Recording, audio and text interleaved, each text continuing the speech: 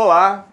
Hoje faremos breves considerações sobre a força centrípeta e a força elástica. Vamos lá? Vocês devem lembrar da aceleração centrípeta, a aceleração que aponta para o centro da trajetória. Essa figura aqui é uma velha conhecida nossa. Então, vocês lembram dela? Nessa figura nós tínhamos um objeto que deslocava em uma trajetória circular. Então esse vetor azul aqui, para a gente, nós vamos representar a velocidade tangencial dela.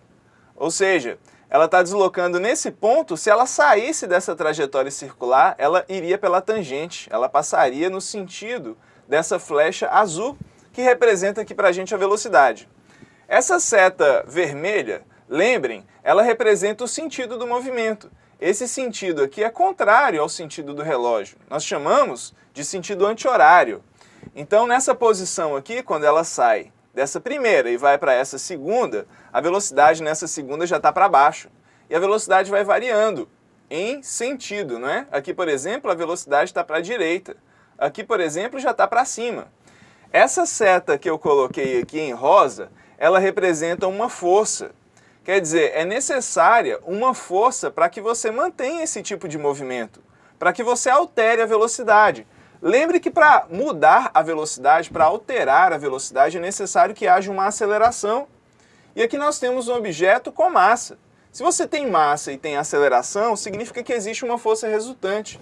Nesse caso, se a velocidade em módulo é a mesma, como indica a figura, aqui vale V, aqui vale V e aqui vale V, ou seja, aqui vale, por exemplo, 50 km por hora, então aqui é 50 km por hora e em todas as posições é 50 por hora. Ou seja, essa velocidade tangencial em azul, ela não está variando em módulo. O valor dela não muda. Lembre que módulo significa valor. Por outro lado, o sentido dela muda. Aqui o sentido está para a esquerda, aqui está para baixo, por exemplo, e aqui está para a direita. Nessa posição está para cima. Então, como o sentido da velocidade muda, existe uma aceleração. Se existe uma aceleração, existe uma força. Essa força, nessa situação, é uma força que aponta para o centro e é indicada por essa seta rosa. Essa é a força centrípeta. Então a força centrípeta é necessária para você realizar uma trajetória curva.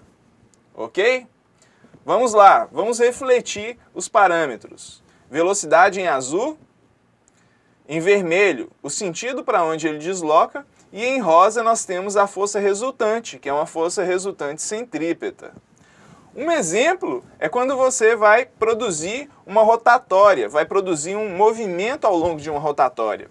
Então aqui nós temos alguns carros fazendo uma trajetória ou executando uma trajetória circular. Então para que isso seja possível, existe uma força apontando para o centro. No futuro vocês vão ver que essa força é uma componente da força de atrito dos pneus do carro. Obviamente, se você tiver com o pneu gasto, vai ser difícil você manter essa força para o centro, né? Então é fácil, nesse tipo de situação, você sair dessa trajetória e produzir eventualmente uma colisão. Então, nessa figura, nós vemos uma mola amarrada a um corpo em vermelho, sobre uma superfície qualquer.